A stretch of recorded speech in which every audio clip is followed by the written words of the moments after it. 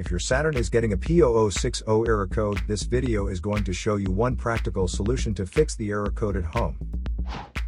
Use the ZEUS app to scan your vehicle and see the error code P0060. It means the heated oxygen sensor resistance is out of range on engine bank 2 and the sensor downstream.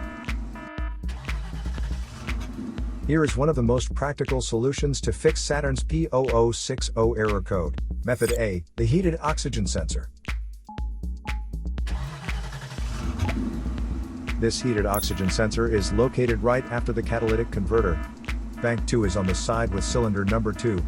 Sensor number 2 is usually the downstream sensor behind the converter. Visually check the heated oxygen sensor's electrical connections, wire harness, and metal tabs for any damages. If damages are found, then replace the heated oxygen sensor. If there is no damage found on the heated oxygen sensor, you would need to take your car to consult professional mechanics. So here are one of the most practical solutions to fix Saturn's P0060 error code.